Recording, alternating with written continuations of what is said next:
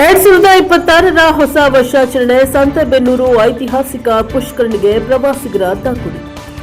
ಹೊಸ ವರ್ಷದ ಸಂಭ್ರಮಕ್ಕೆ ದಾವಣಗೆರೆ ಜಿಲ್ಲೆ ಸಂತೆಬೆನ್ನೂರು ಗ್ರಾಮದ ಐತಿಹಾಸಿಕ ಪುಷ್ಕರಣಿ ಜನಸಾಗರವಾಗಿದೆ. ಕುಟುಂಬ, ಪರಿವಾರ, ಯುವಕ, ಯುವತಿಯರು, ಮಕ್ಕಳು ಹಾಗೂ ವೃದ್ಧರು ತಂಡವಾಗಿ ಆಗಮಿಸಿ ಹೊಸ ವರ್ಷವನ್ನು ಸಂಭ್ರಮಿಸಿದ್ದಾರೆ. ಯುವಕರು ಕೇಕ್ ಕತ್ತರಿಸಿ ಸಂಭ್ರಮಿಸಿದರೆ, ಯುವತಿಯರು ಸೆಲ್ಫಿ ಫೋಟೋಗಳಲ್ಲಿ ತೊಡಗಿದರು. ಮಕ್ಕಳು ಹುಲ್ಲಿನ ಹಾಸಿನ ಮೇಲೆ ನಲಿದು ಕುಪ್ಪಳಿಸಿದ್ದಾರೆ.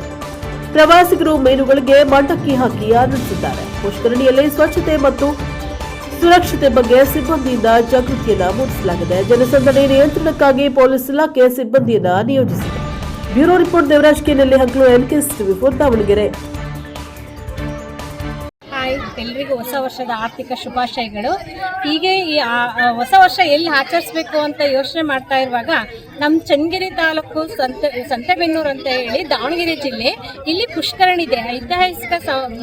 ಐತಿಹಾಸಿಕ ಸಂಬಂಧಪಟ್ಟಂಥ ಪುಷ್ಕರಣಿಯಲ್ಲಿ ಎಲ್ಲ ಥರ ಅಂದರೆ ವೃದ್ಧರಿಂದ ಹಿಡಿದು ಯುವಕರಿಂದ ಹಿಡಿದು ಸಣ್ಣ ಪುಟ್ಟ ಮಕ್ಕಳಿಂದ ಹಿಡಿದು ಎಂಜಾಯ್ ಮಾಡಲಿಕ್ಕೆ ತುಂಬ ಅನುಕೂಲವಾಗಿರೋಂತಹ ಸ್ಥಳ.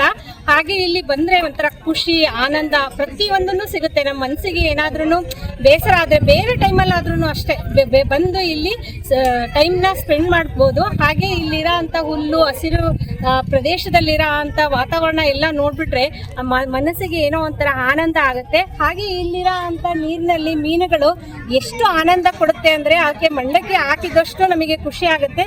ಅಷ್ಟು ಚೆನ್ನಾಗಿ ಅವುಗಳ ಜೊತೆಗೆ ನಾವು ಸಮಯವನ್ನು ಕಳಿಬೋದು.